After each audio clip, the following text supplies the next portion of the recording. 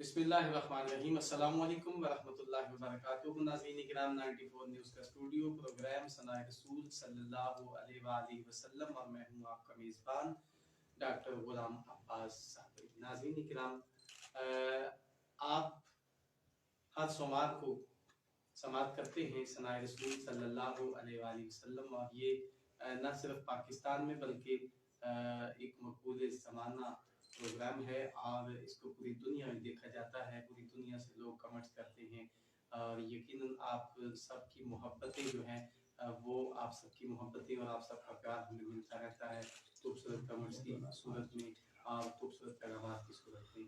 नाज़रीन किराम, हर सोमवार को यहाँ 94 न्यूज़ के स्टूडियो में एक खूबसूरत महफिल सजती है सनाए रसूल सल्लल्लाहु अलैहि वसल्लम के नाम से। और पिछले सोमवार को जो सनाए रसूल सल्लल्लाहु अलैहि वसल्लम का खूबसूरत प्रोग्राम था, उसमें हमने तज़किरा किया था खलीफतुल मुस्लिमीन खलीफतुल अव्वल सैयदना सिद्दीक़ अकबर रज़ी अल्लाह ताला अन्हु की ज़ात को खराज अकीदत पेश किया था। आपकी जो ज़ात है उनको खराज तहसीन पेश किया और फिर उनकी याद को ताज़ा किया कि जो वक्त उन्होंने आका अलैहिस्सलातु वस्सलाम के साथ कार में गुजारा और कैसे वो गए, कैसे सफ़र तय किया, बहुत सारे मामलात को हमने डिस्कस करने की कोशिश की है।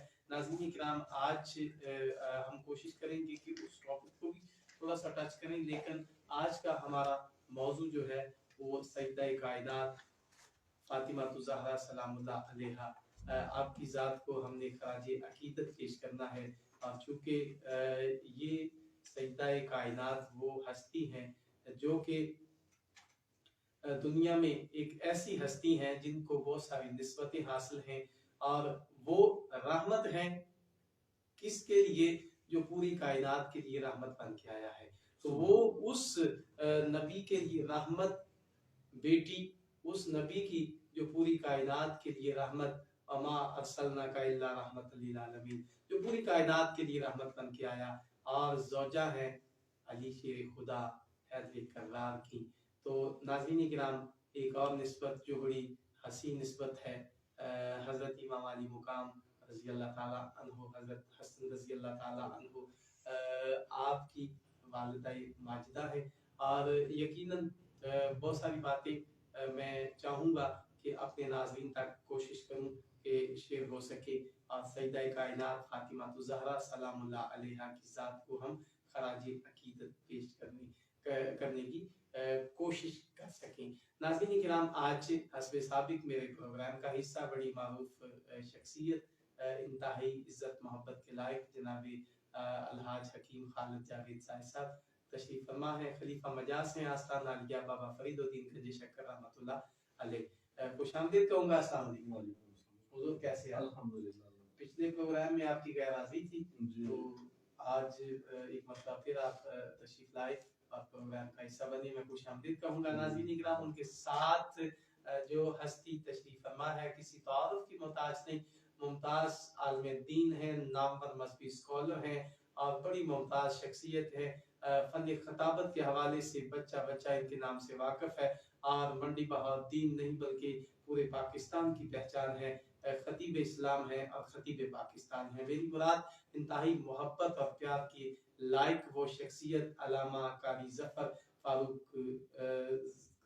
अलामा जफर अलामा जफर साहिब जफर फारूकी साहब किबला तशरीफ लाए। मैं दिल किया था गहराइयों से उन्हें खुश आमदीद कहूँगा। अस्सलाम वालेकुम। वालेकुम अस्सलाम व रहमतुल्लाहि व बरकातहू। जनाब अली किबला जफर फारूकी साहब कैसे हैं? जी अल्हम्दुलिल्लाह डॉक्टर साहब, अल्लाह पाक का एहसान है। आप सुनाएं कैसे हैं? जी अल्हम्दुलिल्लाह, बहुत शुक्रिया आप स्टूडियो का हिस्सा बने और आज एक मरतबा फिर, पहले भी आप तशरीफ ला चुके हैं, आज एक मरतबा फिर स्टूडियो का हिस्सा बने हैं। मैं आपको एक दिल की अथाह गहराइयों से खुश आमदीद कहूँगा। जैसा कि मैंने स्टार्ट में अर्ज किया कि आज मौजू जो है वो सैयदा कायनात फातिमा ज़हरा सलामुल्लाह अलैहा आपकी ज़ात को हमने खराज अकीदत पेश करना है उस महीने की मुनासबत से। तो यकीनन विसाल के हवाले से आप काफ़ी सारी बातें हमारे नाज़रीन तक गोशगुजार करने की कोशिश करेंगे, लेकिन मैं चाहूँगा कि थोड़ा सा तस्करा हम सैयदना सिद्दीक़ अकबर रज़ी अल्लाह ताला अन्हु आपकी ज़ात को भी खराज अकीदत पेश कर लें, चूँकि ये महीना उनकी मुनासबत से है। तो میں چاہوں گا کہ اس پہ بھی تھوڑی سی بات ہو سکے، تو اس کوشش کیجیے گا کہ تھوڑی سی بات سیدنا صدیق اکبر رضی اللہ تعالیٰ عنہ کی ذات کو خراج عقیدت پیش کریں، اس کے بعد پھر اگلے ٹاپک پہ چلتے ہیں۔ بسم اللہ الرحمن الرحیم، نحمدہ و نصلی علی رسولہ الکریم، اما بعد، والذی جاء بالصدق وصدق به اولئک هم المتقون، صدق اللہ مولانا العظیم و صدق رسول النبی الکریم۔ جناب محترم ڈاکٹر غلام عباس صابری صاحب اور انتہائی واجب الاحترام میرے ساتھ تشریف فرما خلیفہ مجاز حضرت بابا فرید الدین مسعود گنج شکر رضی اللہ تعالیٰ عنہ، جناب محترم حکیم خالد صاحب اور آپ کے تمام ناظرین سامعین سب کو میں تہ دل سے السلام علیکم کہتا ہوں، اور آپ کا شکریہ ادا کرتا ہوں کہ اس مہینے کی مناسبت سے یہ جمادی الثانی ہے، اور جمادی الثانی کا مہینہ جو ہے اس کی بے شمار نسبتیں ہیں، اور آپ نے ان دو نسبتوں کے حوالے سے آج گفتگو کرنی ہے۔ ایک تو آپ نے حضرت سیدنا صدیق اکبر رضی اللہ تعالیٰ عنہ ان کے بارے میں مجھے حکم دیا، اور دوسرا ملکہ ملک بقا وارثہ چادر تطہیر نور چشم رحمت للعالمین سیدہ طیبہ طاہرہ زہرا بتول سلام اللہ تعالیٰ علیہا، آپ کی بارگاہ اقدس و انور کے اندر آج ہم کچھ سننے اور سنانے کے لیے حاضر ہوئے ہیں۔ حضرت ابو بکر صدیق رضی اللہ تعالیٰ عنہ کہ یہ وصال مبارک کا مہینہ ہے، اور سیدۃ النساء العالمین خاتون جنت آپ کی ولادت باسعادت کا یہ مہینہ ہے۔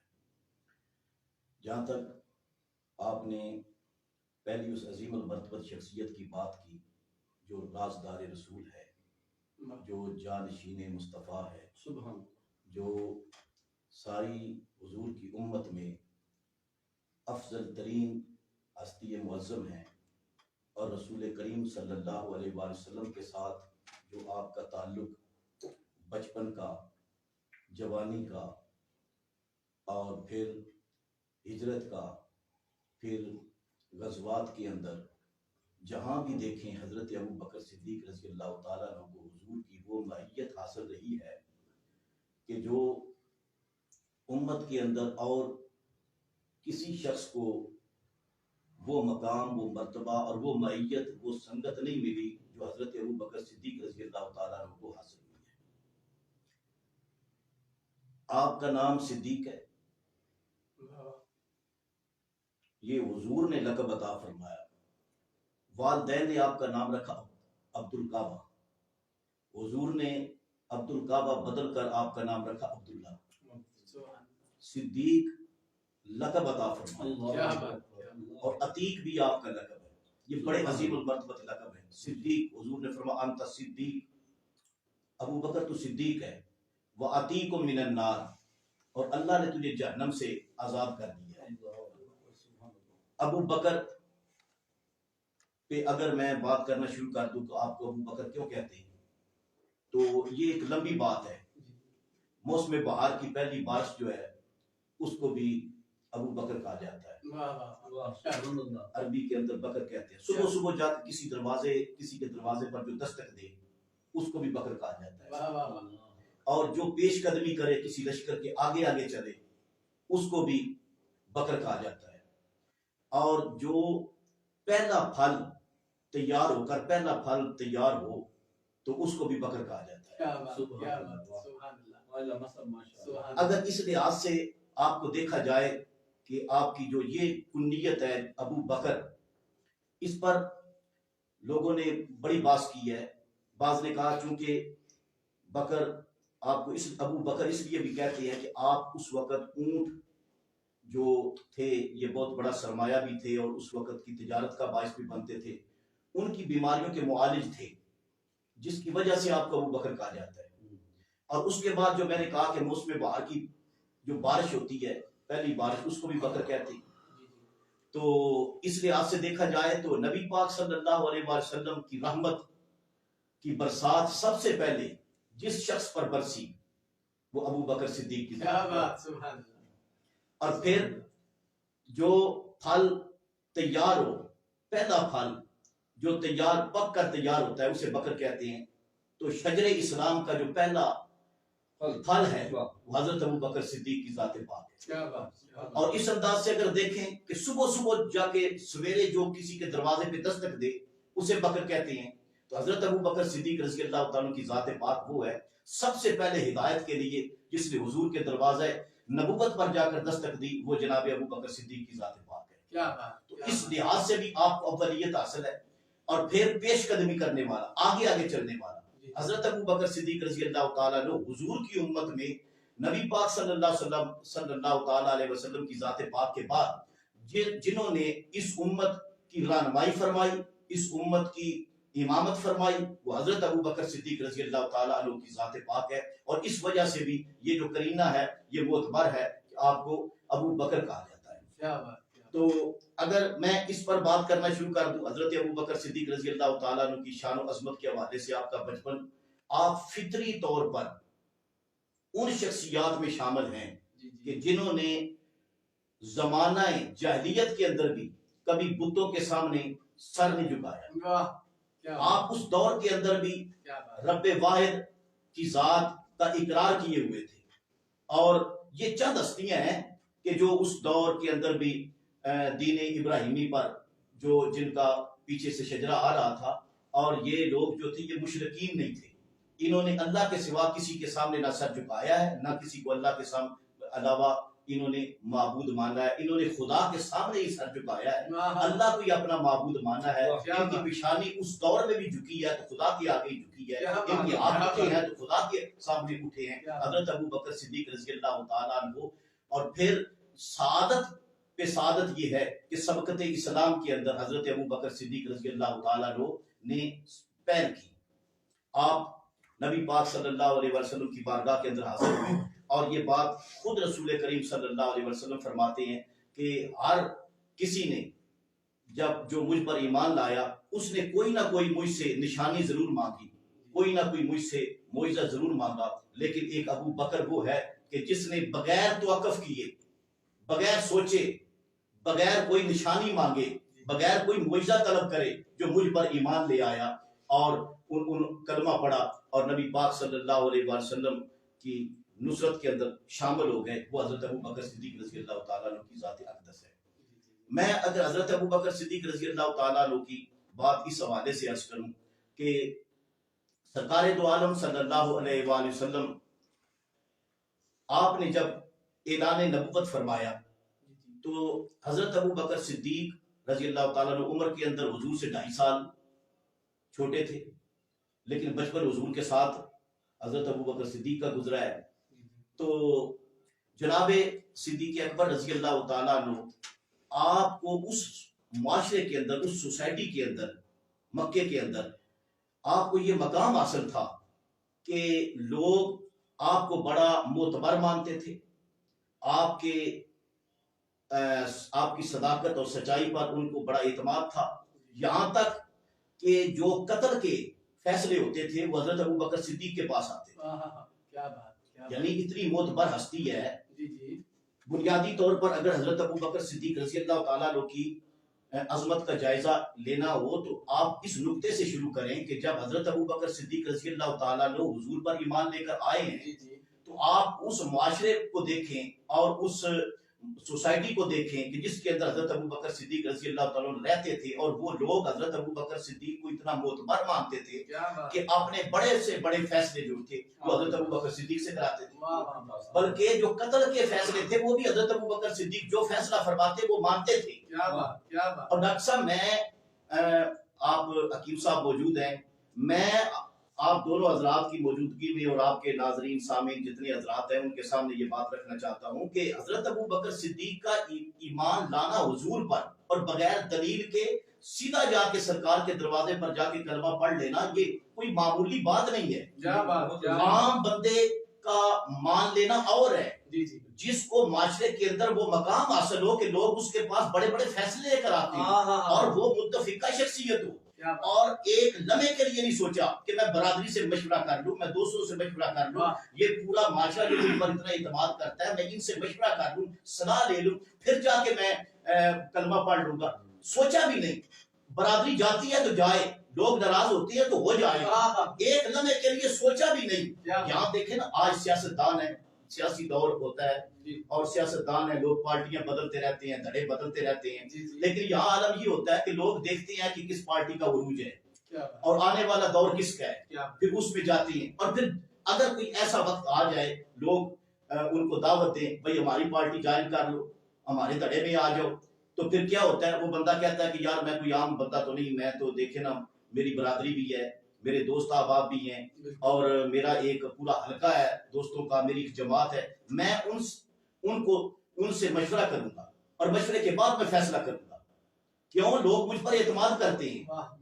لیکن حضرت ابو بکر صدیق کی عظمت پر صدقے جاؤں، آپ نے نہیں دیکھا کہ کیا ہوگا، انجام کیا ہوگا، ایک لمحے کے لیے نہیں سوچا، سیدھے حضور کے پاس گئے، دروازہ کھٹکھٹایا اور سرکار کی بارگاہ میں عرض کیا، یا رسول اللہ میں نے سنا ہے آپ نے اعلان نبوت فرما دی ہے. حضور نے فرمایا ہاں ابو بکر میں نے اعلان نبوت کر دی ہے. کہا یا رسول اللہ پھر مجھے کلمہ پڑھائیں. مجھے کلمہ پڑھائیں، اور کلمہ پڑھ لیا. اور جناب حضرت ابو بکر صدیق رضی اللہ تعالیٰ عنہ یہ تو تھا کہ خود کلمہ پڑھ لیا. اس وقت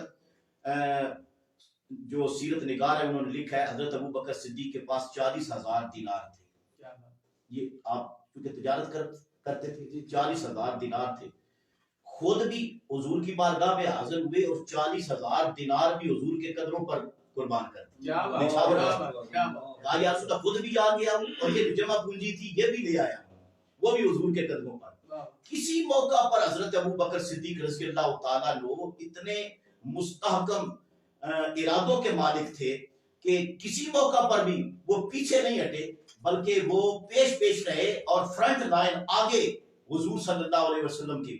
اور پھر حضرت ابو بکر صدیق رضی اللہ تعالیٰ عنہ کی شان اقدس یہ ہے کہ آپ ہمیشہ، آپ کوئی موقع دیکھ لیں، آپ کو پہلی صف میں آپ پائیں گے. سیرت کی کوئی کتاب پڑھ کر دیکھیں، اگر ایمان کی بات ہے تو حضرت ابو بکر صدیق کا پہلا نمبر ہے، اگر ہجرت کی بات ہے تو آپ کا پہلا نمبر ہے، اور اگر اسی طرح جنگ کے اندر حضرت ابو بکر صدیق کا پہلا نمبر ہے.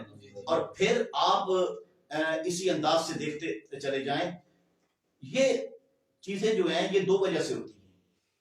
پہلی صف پر آنا، یا تو یہ کہا جاتا ہے، دیکھیں نا آپ کسی کالج میں، اسکول میں، یونیورسٹی میں جاتے ہیں تو کچھ طالب علم پیچھے بیٹھتے ہیں، کچھ آگے بیٹھتے ہیں.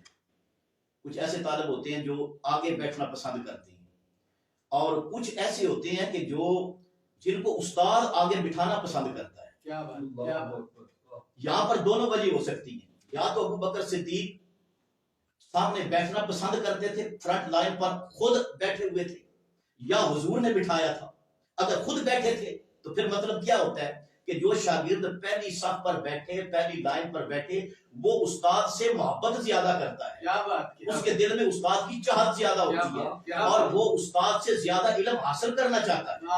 حضرت ابو بکر صدیق کے دل کے اندر چاہت یہ تھی کہ حضور کو قریب، حضور کا قرب بھی نصیب ہو اور سرکار سے علم اور فیض جو ہے وہ بھی زیادہ وصول کریں. اور اگر آپ دوسرے انداز میں دیکھیں کہ حضور نے بٹھایا تھا تو پھر استاد تو اس کو آگے بٹھاتا ہے جس کو علم دینا زیادہ چاہتا ہے اور وہ اپنی نگاہوں میں اس کو نشانہ بناتا ہے. تو پھر حضرت ابو بکر صدیق رضی اللہ تعالیٰ عنہ کو حضور نے آگے بٹھایا تھا، تو اس کا مطلب یہ ہے کہ نبی پاک صلی اللہ علیہ وسلم حضرت ابو بکر صدیق پر نگاہ بھی زیادہ رکھتے تھے، ان کو فیض بھی زیادہ دینا چاہتے تھے، اور حضور چاہتے تھے کہ ابو بکر کو میرا قرب حاصل ہو. یہ مائیت جو دی ہے یہ خود رسالت امام صلی اللہ علیہ وسلم نے دی ہے، اور پوری صحابہ کی جماعت میں جس کا انتخاب حضور نے کیا، حضور کی نگاہ نے کیا، وہ ابو بکر صدیق کی ذات پاک ہے. اور پھر بچپن میں، جوانی میں، لڑکپن میں، ہجرت میں، پھر آخری موقع ہی آیا کہ نبی پاک صلی اللہ علیہ وسلم کے وصال اقدس کے بعد پھر ابو بکر صدیق امت رسول کے مصلی پر کھڑے ہوئے، آپ نے امامت کروائی، اور پھر نبی پاک صلی اللہ علیہ وسلم کے بعد آپ کا وصال ہوا اور جب وصال ہوا تو پھر حضور کے پہلو کے اندر آپ کو دفن کیا گیا. آج بھی حضور کے ساتھ ہی لیٹے ہوئے ہیں اور قیامت کے دن حضور نے فرمایا کہ میں اسی طرح اٹھوں گا. آپ ایک مرتبہ تشریف لائے تو ایک طرف حضرت ابو بکر صدیق تھے, دوسری طرف حضرت عمر تھے, تو آپ نے فرمایا کہ ہم اسی طرح قیامت کے دن اٹھیں گے. بڑی لمبی باتیں ہیں, اگر میں کرتا چلوں تو حضرت ابو بکر صدیق کے عشق کی بات ہو, محبت کی بات ہو, آپ کی فداکاری کی بات ہو, آپ کی جانثاری کی بات ہو, جو بھی بات ہو, ہر پہلو جو ہے وہ تشنہ رہ جاتا ہے. زندگی کم ہے, حضرت ابو بکر صدیق کے فضائل زیادہ ہیں, ان کی عظمت زیادہ ہے. مقام صحابیت دیکھیں. میں آخری بات کرتا ہوں, کسی کے گھر ایک حافظ ہو تو لوگ کہتے ہیں یہ بڑا محترم گھر ہے, اس کے اندر قرآن پاک کا ایک حافظ ہے. کسی کے گھر ایک عالم ہو تو وہ برادری کو کریڈٹ جاتا ہے, بھائی ان کا ایک عالم ہے. کوئی شیخ الحدیث ہو, کسی کے گھر ولی اللہ ایک ہو تو کہتے ہیں یہ خاندان بڑا محترم ہے جی, ان کے نسب کے اندر ایک اللہ کے ولی گزرے ہیں. یہ بڑی ساتوں کی بات ہوتی ہے, لیکن سارے ولی اکٹھے ہو جائیں, غوث, قطب, ابدال, قلندر, تو حضور کے ایک صحابی جو ہیں ان کے قدموں کے ساتھ جو لگنے والی خاک ہے اس کی عظمت کا مقابلہ بھی نہیں کر سکتے. تو حضرت ابو بکر صدیق رضی اللہ تعالیٰ صرف خود صحابی نہیں ہے, یہاں وہ سنگم ہے, خود صحابی نہیں ہے, خود بھی صحابی ہیں, باپ بھی صحابی ہے, بیٹا بھی صحابی ہے, پوتا بھی صحابی ہے. باپ صحابی, خود صحابی, بیٹا صحابی, پوتا صحابی, بیٹیاں صحابی. اور میں کیا کہوں کہ حضرت ابو بکر صدیق کے گھر کے اندر تو ہر طرف مقام صحابیت ہے. اور اگر ایک صحابی اس کی یہ شان ہے تو آپ اندازہ لگائیں جس کے گھر ہر طرف صحابیت ہی صحابیت ہو اس کی عظمت کا کیا ہے. بڑا ہی مرتبہ اونچا ملا یہ حضور. میرے استاد خضر ملت سید خضر حسین چشتی رحمت اللہ تعالی علیہ فرمایا کرتے تھے, بڑا ہی مرتبہ اونچا ملا صدیق اکبر کو, بڑا ہی مرتبہ اونچا ملا صدیق اکبر کو, ہے یاد کرتا قرآن میں خدا صدیق اکبر کو, رکھا ہے قبر میں بھی ساتھ شاہ عالم نے, کرے پھر کون آقا سے جدا صدیق اکبر کو. پیام کی. اور آپ آخر میں فرماتے ہیں کہ سفارش خضر کی کر دیں کبھی دربار احمد میں. آج میں, آپ, حکیم صاحب, ناظرین, سامعین سارے اس وقت کو غنیمت سمجھتے ہوئے یہ التجا کرتے ہیں کہ سفارش خضر کی کر دیں کبھی دربار احمد میں, پیام اتنا تو دے دینا صبا صدیق اکبر. ماشاءاللہ. ناظرین کرام, جو ابھی ہمارے پروگرام کا حصہ بنے ہیں, جنہوں نے ابھی ہمیں جوائن کیا ہے, میں عرض کرتا چلوں کہ آج سے ہمارے اسٹوڈیو کا حصہ بڑی ممتاز شخصیت, نامور عالم دین, نامور مذہبی اسکالر, ممتاز عالم دین حضرت علامہ مولانا ظفر اقبال فاروقی صاحب قبلہ آپ تشریف لائے ہیں. آپ بڑی خوبصورت اور جامع گفتگو آپ فرما رہے ہیں. ان کے ساتھ تشریف فرما ہے حکیم الحاج خالد جاوید زاہد صاحب, جو کہ ہمیشہ میرے پروگرام کا حصہ بنتے ہیں. حافظ طاہر تبسم صاحب جو اسیدن شاہ چکوال سے ہمارے پروگرام کا حصہ بنے جی. حافظ طاہر تبسم صاحب بہت شکریہ, آپ ہمیشہ پروگرام کو پسند کرتے ہیں, پروگرام کا حصہ بنتے ہیں اور بہت ساری کمرس اور بہت ساری محبتیں بکھیرتے ہیں. اللہ پاک آپ کو سلامت رکھے. عمران بابر صاحب, تینوں ہستیاں میرے لیے قابل احترام اور معزز, اللہ تبارک و تعالیٰ آپ کو سلامت رکھے. بہت شکریہ عمران بابر بھائی, آپ بھی اپنی محبتوں سے ہمیشہ نوازتے رہتے ہیں. اور حافظ طاہر تبسم صاحب جی قبلہ ظفر اقبال فاروقی صاحب کو خصوصی سلام. السلام ورحمۃ اللہ وبرکاتہ, آپ صاحب کو بھی میری طرف سے سلام. جی ماشاءاللہ. اور ناظرین کرام, ان کے ساتھ حافظ شہزاد علوی صاحب, السلام علیکم جی. وعلیکم السلام جناب, بہت شکریہ, اللہ پاک آپ کو سلامت رکھے. حافظ طاہر تبسم صاحب, تمام سننے اور دیکھنے والوں کو سلام جی. بہت شکریہ جناب, اللہ پاک آپ کو سلامت رکھے. آپ اتنی دور سے بیٹھ کر پروگرام کو دیکھتے ہیں. گلفام صابری صاحب پروگرام کا حصہ بنے جی, بہت شکریہ گلفام صابری صاحب, اللہ پاک آپ کو بھی سلامت رکھے. آپ میاں رمیز اکرم صاحب, میاں رمیز اکرم صاحب, آپ پروگرام کا حصہ بنے جی. ماشاءاللہ, کیا بات ہے ڈاکٹر صاحب جی. بہت شکریہ رمیز اکرم صاحب, اللہ پاک آپ کو بھی سلامت رکھے. دیگر شروع سے لے کر اب تک جو پروگرام کا حصہ بننے والے دوست ہیں, تمام کو خراج عقیدت پیش کرتا ہوں, خراج تحسین پیش کرتا ہوں. میں عرض کرتا چلوں کہ جو ابھی प्रोग्राम का हिस्सा बने हैं उनके लिए अर्ज करता चलूं कि आज हम दो मौज़ूआत को टच कर रहे हैं। सबसे पहले हमने सैयदना सिद्दीक़ अकबर रज़ियल्लाहु ताला अन्हु की ज़ात को खराज अकीदत पेश किया और क़िबला अल्लामा ज़फ़र इक़बाल फ़ारूक़ी साहब ने बड़े ही एहसन अंदाज में और जामे गुफ्तगू फरमाकर सैयदना सिद्दीक़ अकबर रज़ियल्लाहु ताला अन्हु की ज़ात को ऐसे बयान किया जैसे समंदर को कोज़े में बंद किया जाता है। बहुत खूबसूरत अंदाज। और यकीनन आज अभी मैं दूसरे मौजू की तरफ चल रहा हूँ। सैयदा कायनात सैयदातुन निसा फातिमा ज़हरा सलामुल्लाह अलैहा आपकी ज़ात को हम खराजी अकीदत पेश करने की तरफ जा रहे हैं। और सैयद मोहसिन नकवी साहब, जी मोहसिन नकवी साहब बहुत शुक्रिया, बहुत खूबसूरत काम करते हैं। अल्लाह पाक आपको भी सलामत रखे, आप हमारी हौसला अफजाई फरमाते हैं जनाब, बहुत शुक्रिया। और यकीनन मैं दूसरे मौजू की तरफ अब जाना चाहता हूँ और अलहाज हकीम खालिद जावेद जाहिद साहब तशरीफ फरमा है। किबला आज हमारे दूसरे मौजू जो है सैयदातुन निसा फातिमा ज़हरा सलामुल्लाह अलैहा आपकी ज़ात को हमने खराज अकीदत पेश करना है आज के प्रोग्राम में, तो हमारे नाज़रीन के लिए आप क्या कहेंगे? इतनी अजीम बेटी और इतनी अजीम माँ, आपकी अजमत को लाखों सलाम और आपके कदमों की खाक पे लाखों कुर्बान। हजरत बाबा फरीदुद्दीन गंज शेखर रहमतुल्लाह हुजूर फरमाते हैं कि नौ चन्नी रात मेरे दर पे जो आया जो मांगा वो उसे मिलेगा। क्या बात, क्योंकि ये रात मेरे मौला अली की है और उसकी औलाद की है। वाह वाह। तो यहीं पे वो फरमाते हैं, पढ़ बिस्मिल्लाह ठेल देती इस शोर दरिया विच कश्ती सदका पंतन पाक दा मौला मदद करी चा मेरी। मोती प्रो के रख दिए बाबा जी। क्या बात, क्या बात। शान अक़दस बयान करके रखती, पहली रात की अफजल को दूसरी इस शेर के अंदर बंद कर दिया। नबी पाक हज़रत मोहम्मद सल्लल्लाहु अलैहि वसल्लम आका करीम के पास एक यहूदी आया और उसने कहा कि या रसूलुल्लाह मोहम्मद सल्लल्लाहु अलैहि वसल्लम मुझे कुछ दिनार चाहिए। आका करीम नबी पाक हज़रत मोहम्मद सल्लल्लाहु अलैहि वसल्लम ने हज़रत अली रज़ी अल्लाह ताला सलामुल्लाह अलैहि की खिदमत में पेश कर दिया कि जाओ उधर जाओ वहां से ले लेना। जब उस यहूदी ने आके वो दरवाजा खटकाया, अजमत ऐसे वालिदैन को कुर्बान हम इनकी छांव पे, मैं कहता हूँ अजमत के साथ। तो जब वो यहूदी आप हजरत अली करमुल्लाह वजह की शान अक़दस में हाजिर होने का, हजरत अली मुझे नबी पाक हजरत मोहम्मद सल्लल्लाहु अलैहि वसल्लम आपके नबी ने भेजा है, कुछ दीनार चाहिए।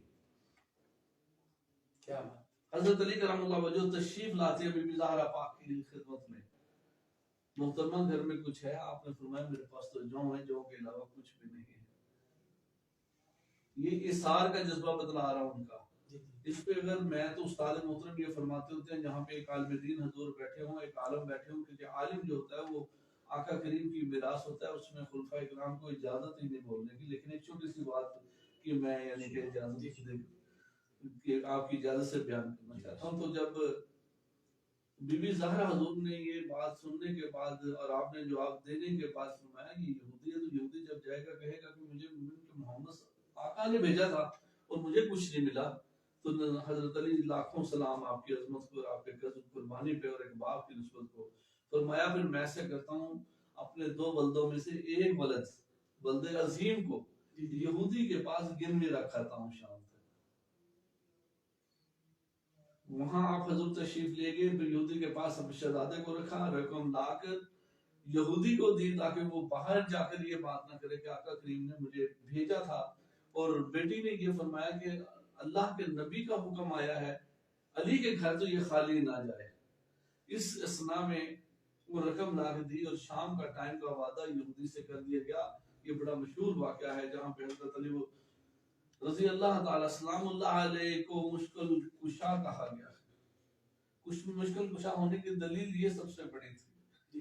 तो आप शाम का वक्त हो गया, वो दिन ढल रहा था, तो मामूलात जिंदगी गुजर रहे थे, वक्त अपनी रफ्तार से चल रहा था। लेकिन इम्तिहान की घड़ी यही वजह से हज़रत बीबी ज़हरा रोज़ा अफ्तार के वक्त आती, हज़रत जिब्राइल अलैहिस्सलाम तशरीफ ले आते। आप रोती रोती हज़रत अली करमुल्लाह वजह के बिस्तर मुबारक पर तशरीफ ले आती हैं और सोच रही हैं कि अब उठाऊं तो कैसे उठाऊं, बेटे का गम आया जा रहा है और यहूदी के पास बच्चा है, शाम ढल गई, नहीं मिलेगा शहजादा। आपके आंसू मुबारक निकले, आंसू मुबारक गरम गरम हज़रत अली करमुल्लाह वजह के चेहरा मुबारक पे गिरे। گرنے کے بعد حضرت علی کرم وہ جو بیدار ہوئے تو دیکھا شام ڈھل رہی ہے. والدہ نے رو کر التجا کی، بی بی زہرا نے کہ شام ہو رہی ہے سرکار کچھ دیکھیں. آپ نے فرمایا یہ کیا ہے؟ آنسو مبارک جب آنکھوں سے گرے اور وہ کس ہستی کے چہرے پہ گرے.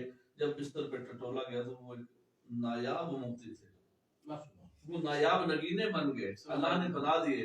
حضور علی مشکل کشا حضور نے وہ اٹھائے اور واپس سنار کے پاس گئے اور وہ جا کر واپس بیٹے کو بھی لے آئے اور گھر کا راشن بھی آ گیا. تو یہ جذبہ اس پہ جو لمحہ فکر ملا ہمیں، وہ جذبہ ملا، وہ عظیم ماں، وہ عظیم باپ. یار کتنی بڑی ہستی ہوگی وہ، کیا بات. لاکھوں کروڑوں درود ان کی ذات پہ. اور میں یہ بات صرف لفظ مشکل کشا پہ کوٹ کرنا چاہتا تھا، جو حقیقت بتانا چاہتا تھا. یہ وہ واقعہ تھا جسے دنیا نے میں رقم کیا گیا، کاتب نے لکھ دیا کہ مشکل کشا کا لفظ یہ کہ اولاد کو بھی رکھنا پڑے. آقا کریم کے حکم کے مطابق تو زہرا جیسی ماں ہی چاہیے، ورنہ ہم جیسے نکمے کچھ نہیں کر سکتے. اور محمد اسلم طالب چشتی صاحب ابھی پروگرام کا حصہ بنے ہیں جی. ظفر اقبال فاروقی صاحب اور قبلہ حکیم خالد جاوید زاہد صاحب کو سلام. تو جی اسلم طالب چشتی صاحب بہت شکریہ، آپ پروگرام کا حصہ بنے. سید محسن نقوی صاحب بہت شکریہ جناب، اللہ پاک آپ کو بھی سلامت رکھے. اور محمد اسلم طالب چشتی صاحب ہمیشہ پروگرام کا حصہ بنتے ہیں. ویری گڈ ڈاکٹر صاحب، جناب بہت شکریہ، آپ اپنی محبتوں سے نوازتے ہیں. ناظرین کرام جنہوں نے ابھی یہ پروگرام کا حصہ، جو دوست ابھی بھی پروگرام کا حصہ بنے ہیں، میں ان کی خدمت میں عرض کر دوں کہ آج میرے اسٹوڈیو کا حصہ بڑی معروف شخصیت، نامور عالم دین، ممتاز مذہبی اسکالر حضرت علامہ مولانا ظفر اقبال فاروقی صاحب قبلہ تشریف فرما ہے. اور ہم نے دو موضوعات کو آج ٹچ کرنے کی کوشش کرنی ہے، کیونکہ وقت کا دامن بڑا قلیل ہے اور اتنے مختصر سے وقت میں اتنی بڑی باتیں، عظیم جو ہے موضوعات سے گفتگو کرنا.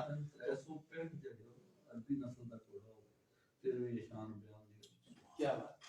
تو یقیناً ان ہستیوں کا ذکر ہم کر نہیں سکتے، لیکن کرنے کی صرف کوشش کر سکتے ہیں. میں ایک مرتبہ پھر حضرت علامہ مولانا ظفر اقبال فاروقی صاحب کی خدمت میں عرض کروں گا کہ سیدہ کائنات فاطمہ الزہرا سلام اللہ علیہا آپ کی بارگاہ میں کچھ ہمارے ناظرین جاننا چاہتے ہیں، تو ہمارے ناظرین کے لیے کچھ بیان کیجیے.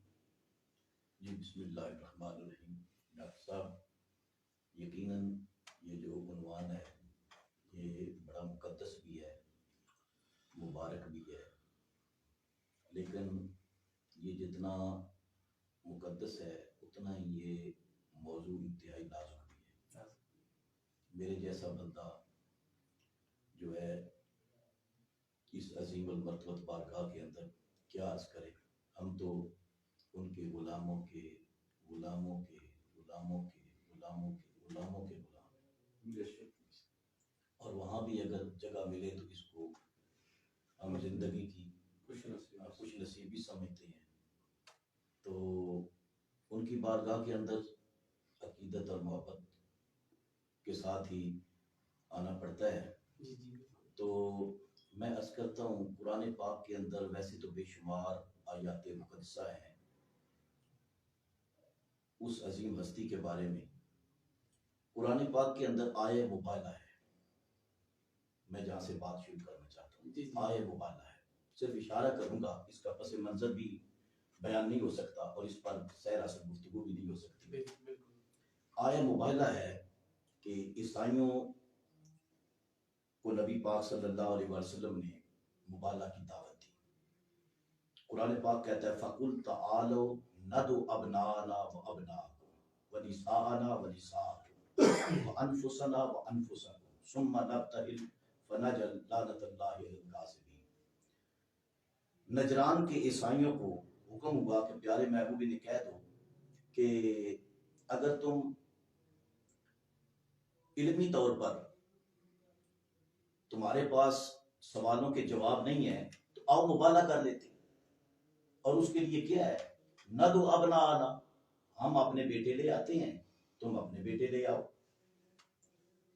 ابناءنا و ابناکم و نساءنا و نساءکم، ہم اپنی عورتیں لاتے ہیں، تم اپنی عورتیں لے آؤ. وَأَنفُسَنَا وَأَنفُسَكُمْ، ہم اپنی جانیں لے کر آتے ہیں، تم اپنی جانیں لے کر آ جاؤ، اور پھر مبالغہ کر لیتے ہیں، جھوٹوں پہ اللہ کی لعنت ہوگی۔ اچھا، یہاں پر آپ دیکھیں کہ آیت مقدسہ کے اندر جمع کے صیغے ہیں۔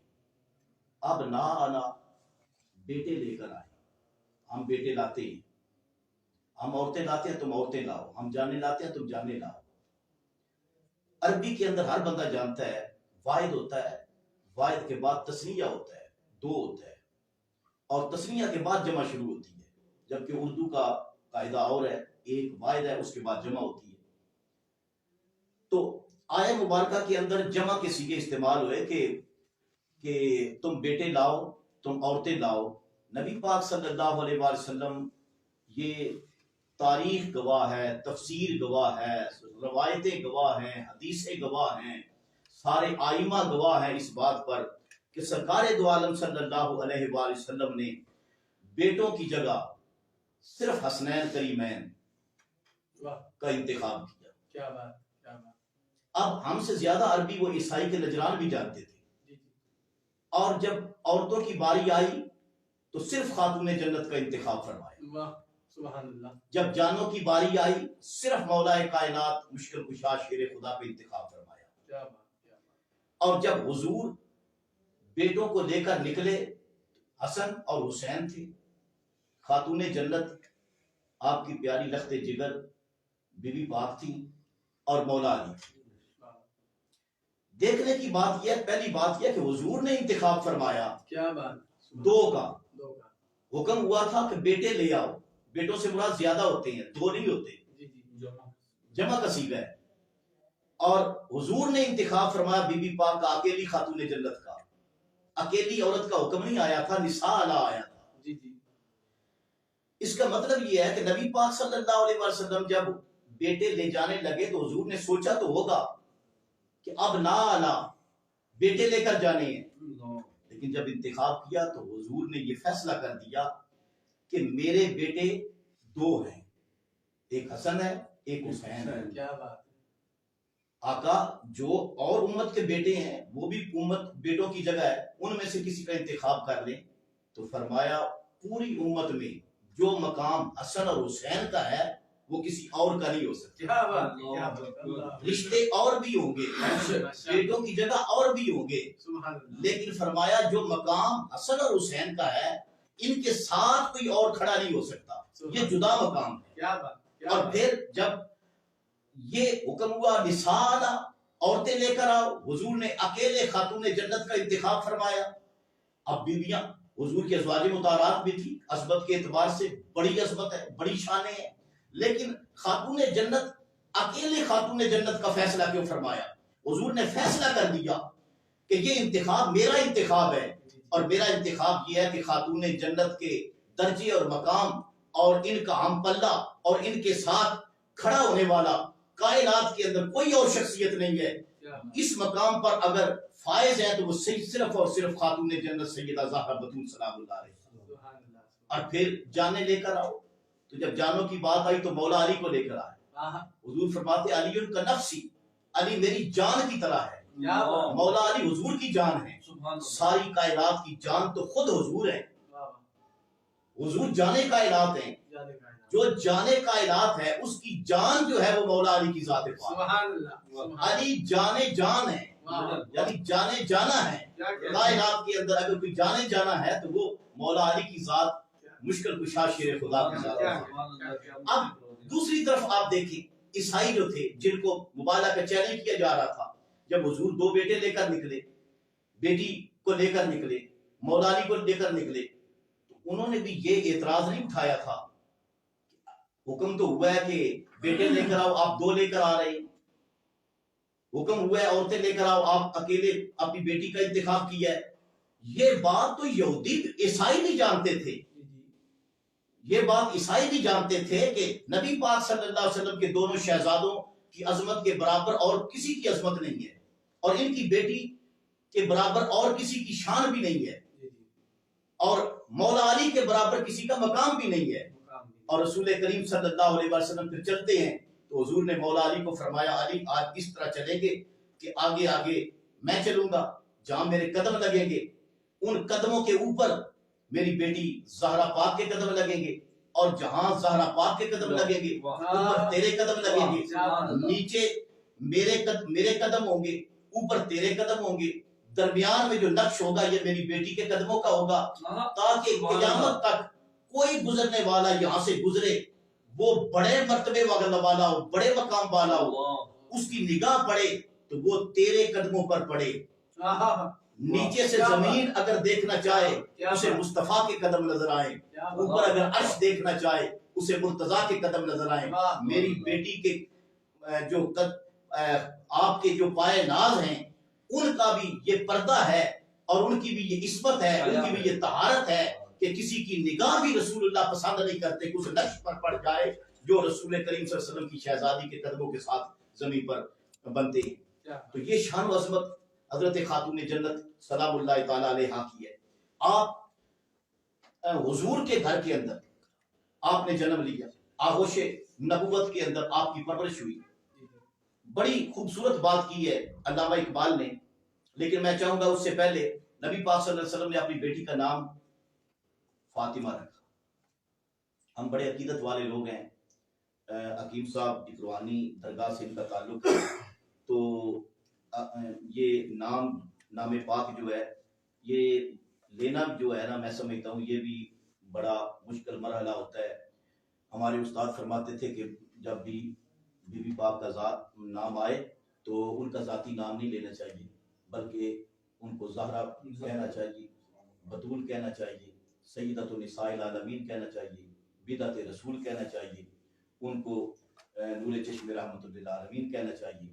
یعنی آپ کے بے شمار القابات ہیں، ان القابات سے نام لینا چاہیے، اس لیے کہ آپ کے نام نامی اسم گرامی کا جو مرتبہ اور مقام ہے وہ بہت زیادہ ہے۔ بلکہ یہاں پر میں یہ عرض کرتا چلوں کہ آپ ہمیشہ سنایا کرتے تھے حضور شیخ الاسلام خواجہ محمد قمر الدین سیالوی رحمۃ اللہ تعالیٰ علیہ، جن کو دنیا پیر سیال کہتی ہے اور لاجپال کہتی ہے، اور میں کہتا ہوں ہم تو مشرق میں قادری ہیں، لیکن اس کے باوجود ہم کہتے ہیں کہ پیر سیال صرف لاجپال نہیں بلکہ لاجپالوں کے بھی لاجپال ہیں، ہاں لاجپالوں کے بھی لاجپال ہیں، بڑی عظیم المرتبت علمی شخصیت تھے۔ تو آپ کے بارے میں میرے حضور خضر ملت رحمۃ اللہ تعالیٰ علیہ آپ فرماتے ہیں، بڑے بڑے علماء بیان بھی کرتے ہیں، کتابوں کے اندر ملفوظات کے اندر بھی لکھا ہے کہ آپ جب حدیث پڑھاتے تھے تو جس حدیث کے اندر روایت کے اندر جو سند ہوتی ہے اس کے اندر یہ نام نامی اس میں گرامی آتا سیدہ زہرا پاک کا، تو آپ اپنے شاگردوں سے فرماتے کہ جاؤ جلدی کرو، تازہ وضو کرو، خود بھی وضو تازہ کرتے۔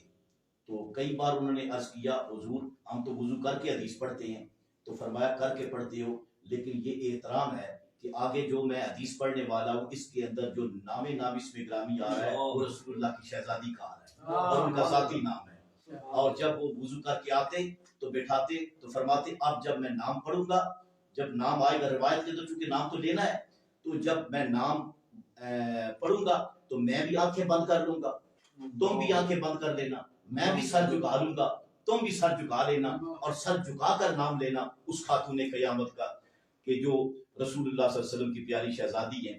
تو ہم تو عقیدت کے باب کے اندر یہ باب جو ہے اس کو بڑے حسن کے ساتھ دیکھتے ہیں، اور میرے استاد جب وہ خطبے کے اندر بی پاک کا نام لیتے تو وہاں بھی آنکھیں بند کرتے، سر جھکاتے اور جھک کر خاتون جنت کی بارگاہ کے اندر سلام عقیدت پیش کرتے۔ اور میرا بھی یہ معمول ہے کہ جمعے کے خطبے کے اندر میں خود بھی جب نام لیتا ہوں تو میں یہ حضور خضر ملت رحمت اللہ تعالیٰ علیہ ان کی پیروی کرتے ہوئے، اور میں سمجھتا ہوں کہ یہ ایک ان کا فیض ہے، خود بخود آنکھیں بند ہو جاتی ہیں، سر جھک جاتا ہے۔ تو جب آپ کا نام نامی اس میں گرامی رکھا گیا تو پوچھا صحابہ اکرام نے، حضرت انس بن مالک رضی اللہ تعالیٰ عنہ فرماتے ہیں کہ رسول کریم صلی اللہ علیہ وسلم سے ہم نے پوچھا کہ یا رسول اللہ آپ نے اپنی بیٹی کا نام رکھا ہے تو یہ نام رکھنے کی وجہ تسمیہ کیا ہے؟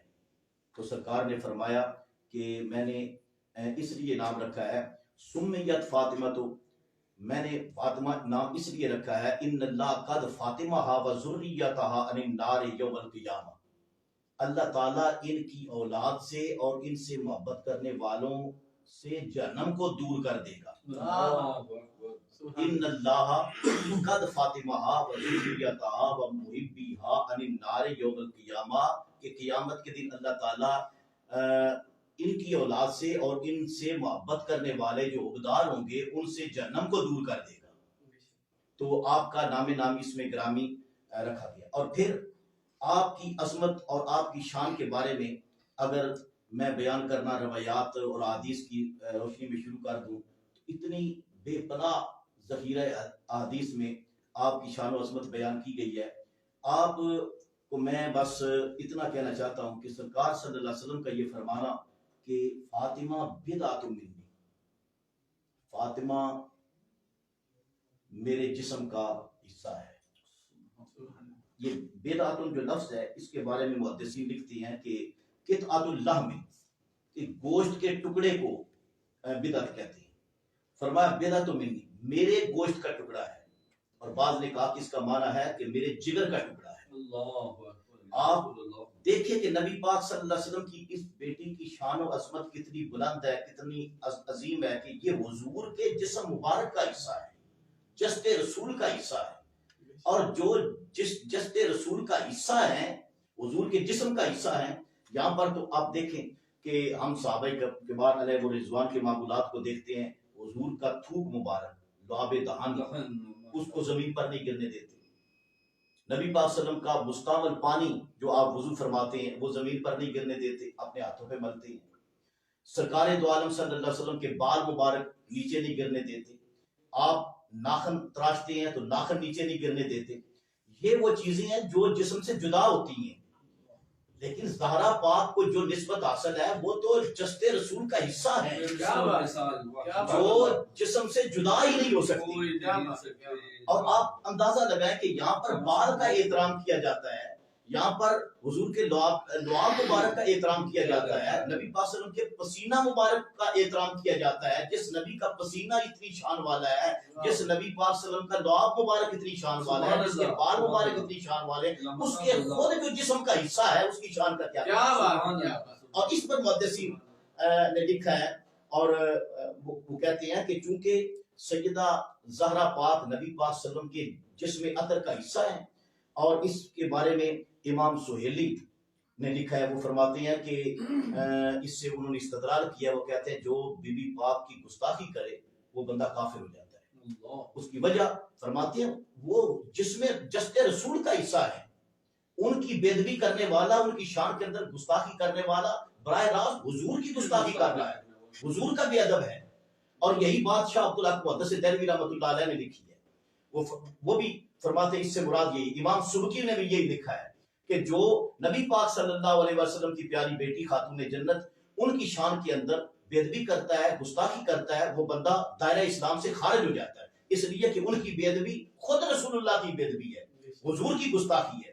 تو نبی پاک صلی اللہ علیہ وسلم نے جو درجہ جو مقام آپ کو عطا فرمایا، اگر اس کی بات کی جائے تو آج دیکھیں نا فضیلت کے معاملے میں بڑی لے دے ہوتی ہے. کوئی کہتا ہے فلاں کا امت میں سب سے زیادہ مقام ہے، کوئی کہتا ہے فلاں امت میں افضل ہے. افضلیت پر الگ الگ رائے ہیں لوگوں کی، الگ الگ لوگوں کی پھر جہاں جہاں عقیدتیں ہیں. لیکن میں کہتا ہوں کہ حضرت عائشہ صدیقہ رضی اللہ تعالیٰ عنہ نبی پاک صلی اللہ علیہ وسلم کی ازواج مطہرات میں سے، اور بڑے بڑے جو محدثین حدیث بیان کرنے والے صحابہ ہیں یہ ان کی بھی استاد ہیں، حضرت عائشہ صدیقہ رضی اللہ تعالیٰ عنہ. حضرت عائشہ صدیقہ رضی اللہ تعالیٰ عنہ کا فیصلہ یہ ہے، آپ فرماتی ہیں ما رأیت احدا قط افضل من فاطمہ غیر ابیہا. فرماتی ہیں میری نظر کے اندر میں نے سیدہ خاتون جنت سے افضل ان کے والد کے سوا کسی کو نہیں دیکھا. فرماتی ہے کہ اس جہان کے اندر اگر سب سے بلند مقام اور مرتبہ کسی ذات کا ہے تو حضرت خاتون جنت کا ہے. ان سے زیادہ صرف ان کے باپ ہیں اور کوئی افضل نہیں ہے. یہ فیصلہ جو ہے یہ حضرت عائشہ صدیقہ رضی اللہ تعالیٰ. اور اسی طرح امام مالک بھی اس فیصلے پر آئی، وہ بھی فرماتے ہیں کہ ہم حضرت خاتون جنت پر کسی بندے کو فضیلت نہیں دیتے، ہم کسی کا مرتبہ نہیں مانتے خاتون جنت سے زیادہ. اور یہاں پر انصاف کی بات بھی یہ ہے، حکیم صاحب، ڈاکٹر صاحب، آپ خود سوچیں کہ یہاں پر میں اگر نام لینا شروع کر دوں کس کس نے لکھا تو یہ بات لمبی ہو جائے گی.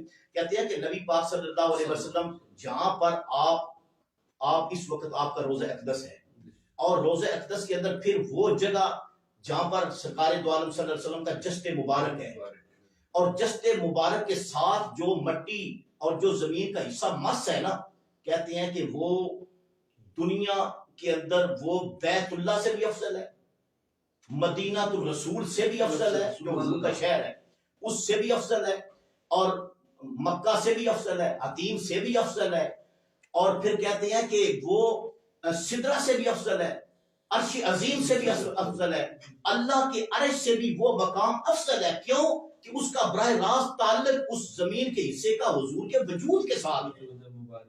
تو جو زمین کا حصہ حضور کے وجود کے ساتھ مس ہے وہ زمین کا حصہ حضور کے جسم کا حصہ تو نہیں ہے، وہ تو زمین کا حصہ ہے، حضور کے جسم کا حصہ نہیں ہے. تو جو زمین کا ٹکڑا حضور کے جسم کے ساتھ مس ہے وہ اللہ کی عرش سے اعلیٰ ہے. تو یہ تو زہرا بطول وہ ہے جو براہ راست حضور کے جسم مبارک کا حصہ ہے، حضور کے جسد مبارک کا ٹکڑا ہے. تو ان کی شان و عظمت کا کیا کہنا اور ان کی طہارت کا کیا کہنا. اور خاتون جنت سیدہ زہرا پاک سلام اللہ تعالی علیہ، میں آپ کی کس کس عظمت کی بات کروں، آپ کی تعظیم اور کرامت کی بات کروں تو تعظیم آپ کی یہ ہے کہ نبی پاک صلی اللہ علیہ وسلم کی بارگاہ کے اندر جب بھی خاتون جنت تشریف لاتی، جب بھی آپ کی آمد ہوتی تو کہتے ہیں کام الیہا، حضور اٹھ کر کھڑے ہو جاتے، فقبلھا واجلسھا فی مجلسہ، اور حضور صلی اللہ علیہ وسلم اٹھ کر کھڑے ہوتے، آپ کے بالوں پر بوسہ دیتے اور اپنے ساتھ اپنی جگہ پر بٹھا لیتے، اپنی جگہ پر حضور بٹھاتے. اب اس سے بڑھ کر مقام کیا ہوگا کہ جن کی شان یہ ہے کہ حضور جن کی تعظیم کے لیے کھڑے ہو جاتے ہیں، حضور کھڑے ہوتے ہیں.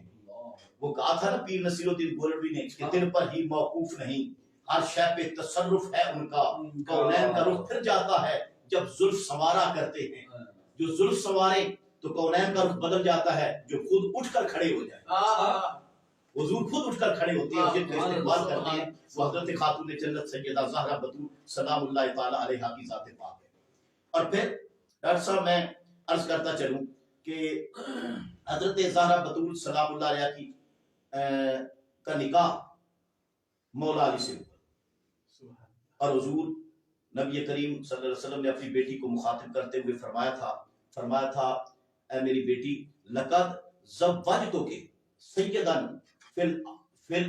فی الدنیا والآخرہ، اے میری بیٹی میں نے تیرا نکاح اس بندے کے ساتھ کیا ہے جو اس جہان کا بھی سردار ہے اور جو آخرت کا بھی سردار ہے، سبحان اللہ، جس کی سرداری اس جہاں میں بھی ہے اگلے جہاں کے اندر بھی جس کی سرداری ہے وہ کون ہے؟ وہ مولا علی کی ذات پاک ہے. اور جب آپ کی شادی مبارک طے ہوتی ہے تو اس کے بارے میں ہے کہ زمین پر شادی ہونے سے پہلے سرکار دو عالم صلی اللہ علیہ وسلم کے ایک صحابی ہیں، وہ فرماتے ہیں میں حضور کی بارگاہ کے اندر بیٹھا ہوا تھا تو وحی کا نزول ہوا، حضور پر وحی نازل ہونے لگی. فرماتے ہیں جب وحی کے آثار ختم ہوئے تو حضور میری طرف مخاطب ہوئے، سرکار نے پوچھا کہ تجھے پتہ ہے آج فرشتہ کیا پیغام لے کے آیا ہے؟ میں نے کہا یا رسول اللہ میرے ماں باپ آپ پر قربان ہو جائیں، کیا پیغام جبریل لے کر آئے ہیں؟ تو فرماتے ہیں حضور نے فرمایا کہ آج میرے پاس جبریل یہ پیغام لے کر آئے ہیں کہ اللہ تعالیٰ نے 7 آسمانوں سے اوپر جنت کے اندر اور جنت کے خوبصورت ترین محل کے اندر آپ کی بیٹی کا نکاح علی سے کر دیا ہے. اور پھر کیا تھا؟ فرماتے ہیں کہ نکاح جو ہے وہ بیٹی سے کر دی، خاتون جنت سے کر دیا ہے، اور نکاح پڑھایا کس نے ہے؟ فرماتے ہیں کہ میکائیل نے نکاح پڑھایا ہے، جبرائیل اور اسرافیل کو گواہ بنایا گیا ہے، اور اللہ خود ولی بنا ہے. ولی ہوتا ہے جو اس وقت وارث ہوتا ہے، اللہ خود ولی بنا ہے اور علی سے نکاح ہوا ہے. پھر زمین پر جب نکاح ہوا تو رسول کریم صلی اللہ تعالی علیہ وآلہ وسلم نے اپنی پیاری بیٹی نور نظر لخت جگر سیدہ زہرا بطول سلام اللہ علیہا آپ کا نکاح جب کرنے لگے تو حضور نے 400 مسکال چاندی کے عوض اپنی بیٹی سے فرمایا کہ اے بیٹی میں 400 مسکال چاندی کے عوض علی سے تیرا نکاح کر رہا ہوں، تجھے قبول ہے؟ تو خاتون جنت فرمانے لگی مجھے علی پاک تو قبول ہے لیکن مجھے یہ حق مہر قبول نہیں ہے۔ اللہ اکبر۔ جامع المعجزات کے اندر یہ موجود ہے اور بھی کتابوں کے اندر ہے۔ تو آپ نے فرمایا بیٹی کیا چاہتی ہے؟ حضرت جبریل آ گئے اور جبریل آ کے کہتے ہیں کہ یا رسول اللہ اپنی بیٹی سے پوچھ لیں کہ اللہ فرماتا ہے میں زمین اور آسمان اس کے اندر جتنی نعمتیں ہیں وہ ساری کی ساری ان کی حق مہر میں دیتا ہوں، آپ کی بیٹی کی حق مہر میں دیتا ہوں۔ تو حضور نے فرمایا جبریل کہہ رہے ہیں کہ زمین آسمان کی جتنی نعمتیں ہیں یہ میں نے آپ کے حق مہر میں لکھ دی ہیں۔ تو بی بی پاک نے فرمایا کہ اپنے بابا سے عرض کیا کہ اگر اللہ تعالیٰ میرا حق مہر ادا کر رہا ہے تو وہ ولی ہے، اس کو حق ہے وہ ادا کرے، لیکن یہ حق مہر نہیں، اس پر راضی نہیں ہوں گی۔ تو فرمایا بیٹی کیا حق مہر لینا چاہتی ہے؟ جبریل پاس کھڑے ہیں اور جبریل پوچھ رہے ہیں اپنی بیٹی سے پوچھو کیا حق مہر چاہتی ہے؟ تو میں صدقے جاؤں اس لجپال نبی کی لجپال بیٹی پر اور ان کی شان لجپالی پر فرمانے لگی کہ بابا اللہ پاک کی بارگاہ میں عرض کریں اگر میرا حق مہر مقرر کرنا ہے تو آپ کی امت کے جو گناہگار ہیں ان کی بخشش جو ہے یہ حق مہر مقرر کیا جائے اور یہ لکھ کر دیا جائے، لکھ کر دیا جائے۔ اور جبریل واپس گئے اور ایک پارچہ حریر پر وہ 2 سطروں پر لکھی ہوئی یہ عبارت لے کر آئے اور جس پر لکھا تھا پروردگار کی طرف سے کہ میں نے نبی پاک کی بیٹی خاتون جنت کا جو حق مہر ہے علی کے ساتھ نکاح کا وہ رسول اللہ کی امت کے گناہگاروں کی شفاعت اور بخشش رکھا ہے۔ اور پھر وہ پارچہ جو ہے آپ نے سنبھال کے رکھ لیا اور جب آپ کے وصال مبارک کا وقت آیا تو آپ نے مولا علی سے جو وصیت فرمائی اس کے اندر فرمایا کہ علی جب میرا وصال ہو جائے تو مجھے جب قبر کے اندر رکھو تو میرے کفن کے اندر فلاں مقام پر جو چھت کے ساتھ وہ تعویذ لٹکا ہے اس کو اتار کر میرے کفن کے اندر رکھ دینا۔ تو مولا علی نے فرمایا اس کے اندر کیا ہے؟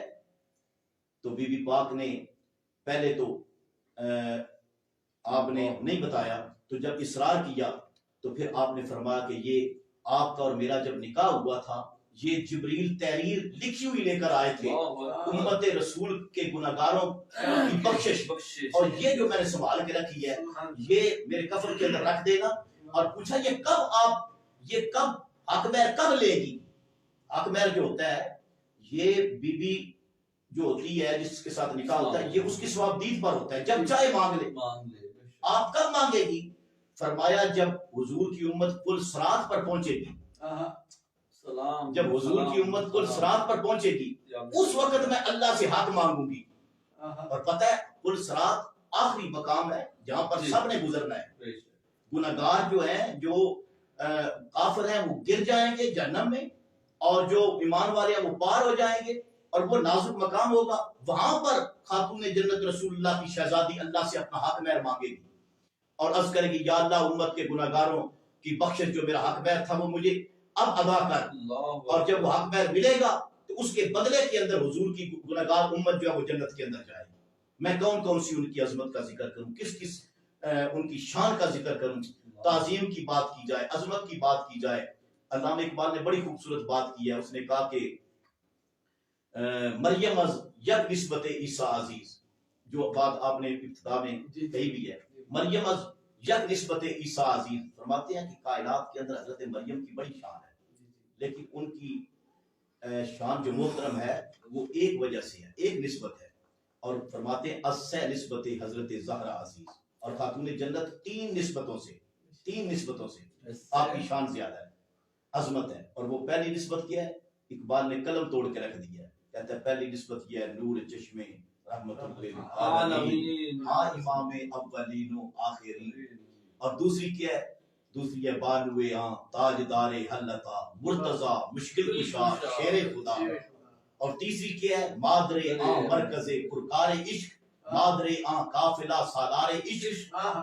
اور اقبال یہاں پر بھی اقبال کا دل نہیں بھرا، بلکہ میں ایک اور بات یاد کروں، میں نے ایک اسکالر سے سنا، وہ کہہ رہے تھے اور مجھے ان کی بات بڑی لگی.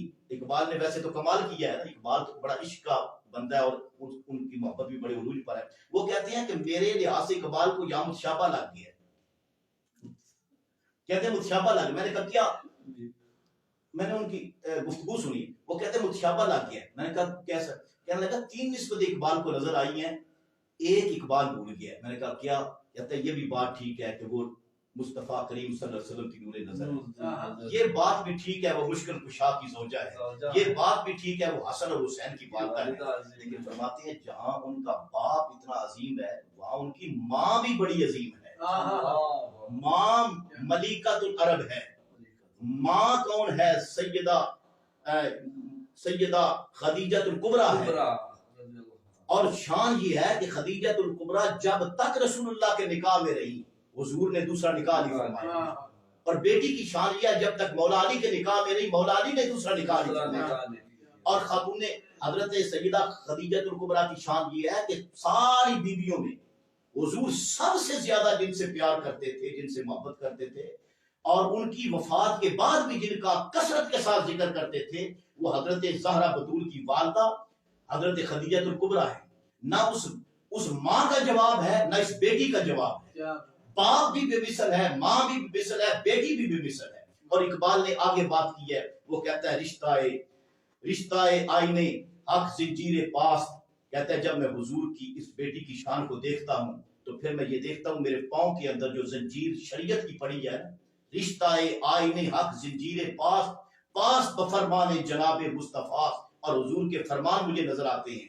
کہتا ہے اگر یہ شریعت کی زنجیر نہ ہوتی اور سرکار کی بار بار یہ تاکید نہ ہوتی تو فرماتا ہے اقبال کہتے ہیں کہ ورنہ گردے تربتش گردید میں، کہتا ہے کہ پھر کیا کرتا؟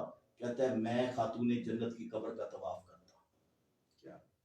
ورنہ گردے تربتش گردید میں زہرا بطول کی قبر کا طواف کرتا. لوگ کعبے کا کرتے ہیں، میں نبی پاک کی بیٹی کی قبر کا طواف سجدہ ہا پر خاک روح پاشید میں. فرماتے ہیں میں سجدوں کی بارش کر دیتا اس پاک بی بی کی قبر پر، لیکن مجھے رسول اللہ صلی اللہ علیہ وسلم کے فرامین کا پاس ہے اور شریعت کا پاس ہے. اگر یہ نہ ہوتا تو فرماتے ہیں یہ اس کی عظمتیں، اس کی عزتیں، اس کی نسبتیں اتنی بلند ہیں، اتنی بلند ہیں، یہ اس قابل تھی کہ میں اس کو سجدے کرتا. لیکن شریعت کے اندر اللہ کے سوا کسی کو سجدہ جائز نہیں ہے. شریعت کے اندر کعبے کے علاوہ کسی کا طواف جائز نہیں ہے. ورنہ فرمایا یہ اس کی عظمت اور شان جو ہے اس کے کیا کہیں.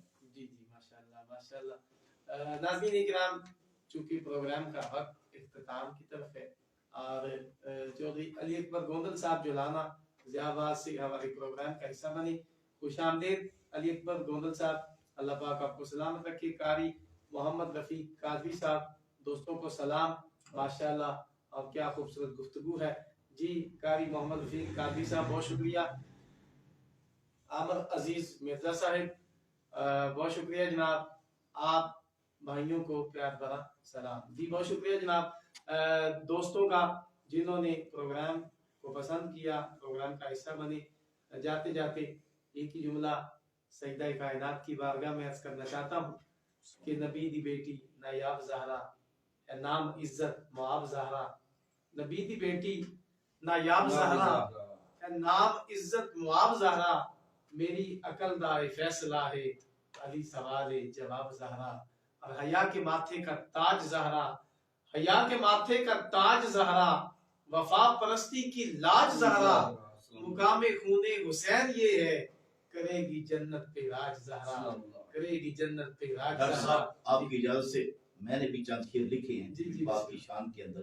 تو میں ضرور چونکہ میرے استاد حضور خضر ملت پیر سید خضر حسین چشتی، ان کے ساتھ رہتے ہوئے، ان کی صحبت اور سنگت میں رہتے ہوئے، ان کے شاگردوں میں شاعری میں سب سے آخری مقام میرا ہے ماشاءاللہ. اور یہ میں نے چند چیزیں باتیں لکھی ہیں. نور جان مصطفیٰ سیدہ زہرا بطول، نور جانے مصطفیٰ سیدہ زہرا بطول، بالوے شیر خدا ہے سیدہ زہرا بطول، جس کے ماتھے کا ہے جھومر تاج دار حلتا، جس کے ماتھے کا ہے جھومر تاج دار حلتا، ملکہ ملک بقا ہے سیدہ زہرا بطول، ہیں جہاں میں اور بھی کچھ بیویاں عظمت نشاں، پر فقط خیر النساء ہے سیدہ زہرا بطول، شوکت اسلام شان دین حسن کی والدہ، ام شاہ کربلا ہے سیدہ زہرا بطول، اس گدا کو تخت و تاج بادشاہی مل گیا، بھیک جس کو کی عطا ہے سیدہ زہرا بطول، ساقیے کوثر کا تمغہ جس کے شوہر کو ملا، ساقیے کوثر کا تمغہ جس کے شوہر کو ملا، وہ جنا کی سیدہ ہے سیدہ زہرا بطول، دنیا والوں کے سہارے ہوں گے بے حد و حساب، پر ظفر کا آسرا ہے سیدہ زہرا بطول۔ کیا بات، کیا بات، سبحان اللہ۔ ناظرین کرام، آج ہمارے اسٹوڈیو کا حصہ بڑی ممتاز شخصیات حضرت علامہ مولانا ظفر اقبال فاروقی صاحب قبلہ تشریف لائے، دل کی عطا گرائیوں سے میں ان کا شکر گزار ہوں کہ بہت ساری مصروفیات پہ سے وقت نکال کر آج ہمارے اسٹوڈیو کا حصہ بنی، اور الحاج حکیم خالد جاوید صاحب، آپ بھی اسٹوڈیو کا حصہ بنی، انہیں بھی ان کا بھی بہت زیادہ شکریہ ادا کرتا ہوں۔ وقت بالکل اوپر ہو چکا ہے، اور میں اس سے قبل کے اپنی محترم اور معزز مہمانوں سے 94 نیوز کے حوالے سے پیغام کوئی دینا چاہیں تو قبلہ الحاج حکیم خالد جاوید صاحب۔ دیکھیں جی، یہ نزول رحمت ہے اور یہ اللہ تعالیٰ کا کرم ہے 94 نیوز چینل پہ کوئی ایسے عالم دین اور ایسے گولڈن ورڈ بیان کرنے والے ہمارے عظیم رہنما اور ساتھی آتے ہیں، اور پھر عالم دین کے متعلق تو آپ آقا کریم نبی پاک حضرت محمد صلی اللہ علیہ وسلم کا فرمان اقدس ہے کہ یہ میری میراث ہے، اور پھر جن ہستیوں کا آج ذکر تھا، با خدا میں تو یہ کہتا ہوں کہ اللہ تبارک تعالیٰ کے ہاں ہماری یہ قبولیت کا وقت ہے۔ جن بی بی پاک زہرا کا ذکر فرما رہے ہیں، جن عظیم ہستیوں کو ہم سلام پیش کر رہے ہیں، کیا وہ ہماری راہ نجات نہیں بنیں گی؟ 94 نیوز چینل کی تمام ٹیم کو سلام، ان کے آباء و اجداد کو سلام، ان کی پرورش کرنے والوں کو سلام، اور میں شکر گزار ہوں اپنے رب العزت کا اور اپنے مرشد حضرت بابا فرید الدین گنج شکر کا اور پیر صاحب لجپال حضور کا کہ انہوں نے ہمیں یہاں پر بیٹھ کر شان اقدس میں چند الفاظ بیان کرنے کی توفیق عطا فرمائی۔ اللہ تبارک تعالیٰ یہ ہیرے یہ موتی سلامت رکھے۔ جی 94 نیوز کے حوالے سے علامہ ظفر جی ڈاکٹر صاحب، 94 نیوز جو ہے یہ میں سمجھتا ہوں کہ اس دور کے اندر یہ جو آپ پروگرام کرتے ہیں اور یہ 94 پر جو یہ سہولت میسر ہے لوگوں تک پیغام پہنچانے کی، یہ ان کی بہت بڑی کامیابی ہے، اور اس سے بڑھ کر اور کامیابی کوئی نہیں ہو سکتی کہ آپ دین کا پیغام اور دین میں پھر ان ہستیوں کا پیغام کہ جن کی اتنی قربانیاں ہیں، آج جس طرح آپ نے ذکر کیا اسی طرح پہلے بھی حاضری ہوتی رہتی ہے، اور آپ کے اس چینل کے حوالے سے میں آج کا جو لب لباب ہے، جو بات ہے، وہ ناظرین تک یہ پہنچاتا ہوں کہ کوئی جتنا بھی بڑا ہو، عالم ہو، فاضل ہو، مفتی ہو، قاری ہو، جو بھی ہو، ہم اب دنیا میں جہاں رہتے ہیں ہم بڑا کچھ اپنے آپ کو سمجھتے ہیں، بڑی بڑی ہم فن جانتے ہیں، لیکن میں چاہتا ہوں کہ میں یہ پیغام دنیا کو بتاؤں۔ ہم نے اس دور کے اندر بڑے بڑے لوگوں کو دیکھا ہے علمی طور پر جو بڑے اپنے آپ کو بڑا قداور سمجھتے تھے، وہ اس نقطے پر آ کر تباہ و برباد ہو گئے ہیں، اور خاتون جنت سلام اللہ تعالیٰ علیہا کے دروازے پر آ کر انہوں نے ادب کا جو ادب ہے اس کا دامن جو ہے اس کو چھوڑ دیا ہے، اور جس کی وجہ سے دنیا میں عبرت کا نشان بن گئے ہیں۔ اور میں سب اپنے سننے والوں سے یہ کہوں گا کہ یہ بارگاہ بہت بلند و برتر بارگاہ ہے، اور کبھی بھی زندگی کے اندر ایسے بندے کے ساتھ لین دین اور ایسے بندے کے ساتھ راہ و رسم نہ رکھیں، وہ اپنے آپ کو چاہے کتنا بڑا سمجھتا ہو، جو سیدہ زہرا پاک ان کی طہارت اور عظمت کے حوالے سے کوئی ایسے الفاظ بولتا ہے جن سے اس کی گمراہی ثابت ہوتی ہے، تو اللہ تعالیٰ ہمیں محفوظ فرمائے، اور اللہ تعالیٰ ہمیں خاتون جنت سلام اللہ تعالیٰ علیہا ان کے غلاموں کے اندر جینے کی اور ان کے غلاموں کے اندر ہی مرنے کی اور حشر کے دن ان کے غلاموں کے اندر اٹھنے کی توفیق عطا فرمائے۔ وما علینا الا البلاغ۔ یہاں پہ چھوٹی سی بات، با ادب با مراد، بے ادب بے مراد۔ میں لب رباب جو حضرت نے بیان کیا بڑی اچھی بات آپ نے کی، بڑی اچھی بات کی. آج وقت کم تھا اور میں ڈاکٹر صاحب آپ سے یہ عرض کروں گا کہ جب آئندہ جب آپ کی ذات کا ذکر ہو نا تو یہ وقت زیادہ رکھا کرے کیونکہ یہ بڑی تفصیل چلتا ہے. اور پھر ہماری عقیدت کا ایک ایک باب جب کھلتا ہے نا لوگوں کو پتہ چلے کہ جہاں پر خاتون جنت کو خطا پر کہنے والے لوگ موجود ہیں وہاں پر وہ لوگ بھی موجود ہیں جو ان کی بارگاہ کے اندر نیاز مندی کی چادریں بچھاتے ہیں. اور آج بابا فرید الدین گنج شکر رضی اللہ تعالیٰ کا ان کا فیضان بھی میں سمجھتا ہوں آپ کے بیٹھنے سے یہ ہمیں ملا ہے. اللہ پاک ان کے صدقے ہماری حاضری قبول فرمائے. جی ناظرین کرام آپ نے دیکھا آج کا خصوصی پروگرام 94 نیوز کے اسٹوڈیو سے پروگرام ثناء رسول صلی اللہ علیہ وآلہ وسلم اور آج بڑی سیر ہے حاصل گفتگو آپ نے سماعت کی. علامہ ظفر اقبال فاروقی صاحب قبلہ آپ نے موتی پروئے اور انتہائی خوبصورت گفتگو فرمائی. اور ناظرین کرام انشاءاللہ اگلے سوموار کو نئے مہمانوں کے ساتھ پھر آپ کی خدمت میں حاضر ہونے کی کوشش کروں گا انشاءاللہ العزیز. تب تک اپنے میزبان ڈاکٹر غلام عباس صابری کو اجازت دیجیے. اللہ نگہبان.